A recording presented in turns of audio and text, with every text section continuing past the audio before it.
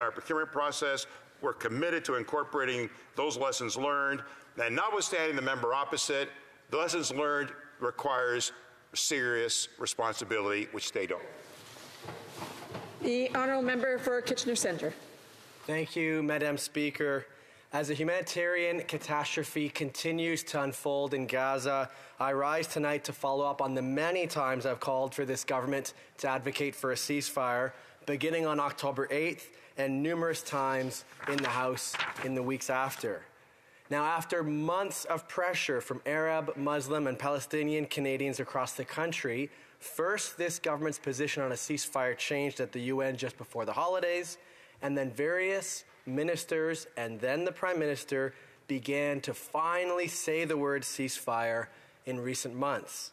This pressure included protests, sit-ins, meetings with MPs, Muslim donors revoking their financial support, and the National Council of Canadian Muslims turning down a scheduled in-person meeting with the PM last month. While it never should have taken months to simply call for a ceasefire, this government's changed position makes clear that people power has an impact. In the meantime, it's worsening. Since October 7th, almost 30,000 Palestinians have been killed in Gaza, including at least 10,000 children. And what makes no sense at all is how this government claims to support a ceasefire, but isn't taking positions that would align with that call. This government must, at the very least, align their actions with their call for a ceasefire. And with the limited time I have tonight, I'd like to give just 3 examples. First, they must refund the UN Relief and Works Agency for Palestine refugees in the Near East, or UNRWA for short. Last week, the Minister of International Development was at the Rafah gates calling for a ceasefire with supposed concern about aid not getting into Gaza. Yet he is the minister responsible for defunding UNRWA. 2 million people in Gaza rely on UNRWA for life-saving humanitarian aid, including food, water, and medicine. And this was cut after 12 employees out of 13,000 were alleged to be associated with Hamas. All 12 of those have been fired, and CBC has reported that these claims were made by Israel without any supporting evidence. If this government is serious about a ceasefire, UNRWA must be refunded. Secondly, if they're serious about a ceasefire, they must also call for Israel to follow the International Court of Justice ruling calling for 6 steps to be taken to prevent genocide. Over a month since the ruling, Amnesty International has made clear that Israel has failed to take even the bare minimum steps to comply with the ruling. Canada is a signatory to the Genocide Convention, and so we are bound by this ICJ decision. In other jurisdictions around the world, for example in Ukraine, Canada is vocal in calling for a rules-based order to be followed. Why is it not doing so when it comes to what may be a genocide in Gaza? Finally, if they're serious about a ceasefire, this government must end permitting of military equipment destined for Israel. Global Affairs has revealed that this government has authorized at least $28.5 million of new permits for military exports to Israel since October 7th. A coalition of legal advocates has warned it's ready to bring a legal challenge against the federal government if it's failed to halt military sales to Israel.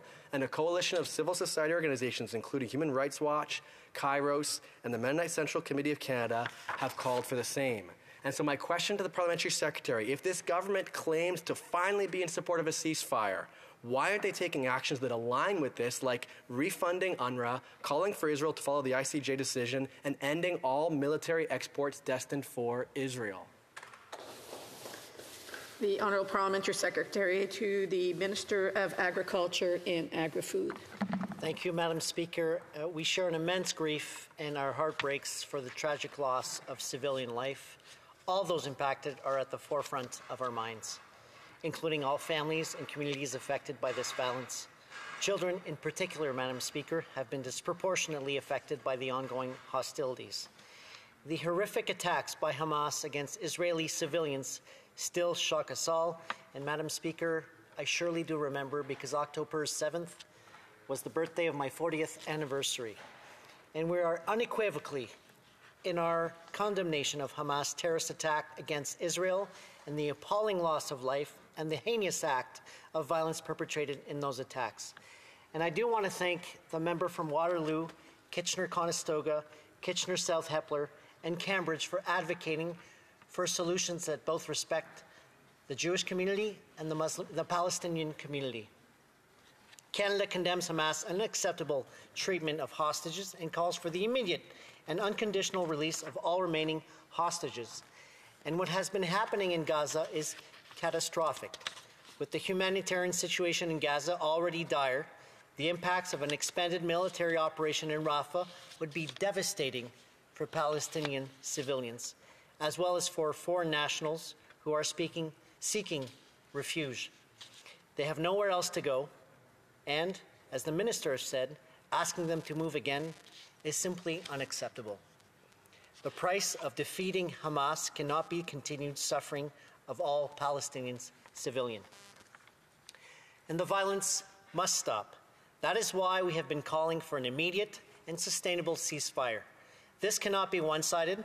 Hamas must release all hostages and lay down its arms, and humanitarian aid must urgently be increased and sustained. The need for humanitarian assistance in Gaza has never been greater. Rapid, safe, and unimpeded humanitarian relief must be provided to civilians. Canada will continue to work with its partners towards ensuring the sustained access of humanitarian assistance for civilians, including food, water, medical care, fuel, shelter, and access to humanitarian workers. To date, Canada has announced $100 million in humanitarian assistance to address the urgent needs of vulnerable civilians in this crisis. We are clear that a sustainable ceasefire is necessary to finding a path towards securing lasting peace for Israelis and Palestinians. And we have been calling for a ceasefire for 2 months, and we expect every party to join us if they have not done already so. Canada remains steadfast in our commitment to a two-state solution. This means the creation of a Palestinian state alongside an Israeli state, where Palestinians and Israelis live side by side in peace, security, and dignity, just like they do in Canada. Thank you, Madam Speaker. The honourable for Kitchener Centre. Madam Speaker, all parliamentarians in this House have been calling for hostages to be released since October 7th. It took this government months to even say the word ceasefire. And now when they finally are able to, they're not understanding that it's not time to play politics, that they need to align their actions with their calls for a ceasefire. And so I'll say again, if this government is serious about a ceasefire, when will it get serious about refunding UNRWA, about calling for Israel to follow the decision of the ICJ, and for not being complicit and ending all military exports destined for Israel? The honourable parliamentary secretary. Madam Speaker, I don't recall any member of Parliament on October 8th calling for a ceasefire. So let's get the politics out of this particular issue. Let's call for what was reasonable. Obviously, Israel has a right to defend itself, but it has to respect international law, and that's what Canada has been calling since October 7th. And obviously, we have called before the holiday season, and I'll remind that particular member, before the holiday season, we have been calling for a ceasefire. Obviously, Canada, with its allies, has to play a role and will continue to play a role, and the Minister of Foreign Affairs has continued to play a role to call for more humanitarian aid to ensure that humanitarian aid gets to the people that is asking for it. So obviously, the Palestinian community in Gaza that's been needing this obvious humanitarian aid, and at the same time, for Israel to ask for a ceasefire and a peace for Israel. Everybody has to lay down their arms. Madam Speaker, we've been asking this for months. Thank you. The honourable member for South Okanagan, West Kootenay. Madam Speaker, I asked in question period a couple of weeks ago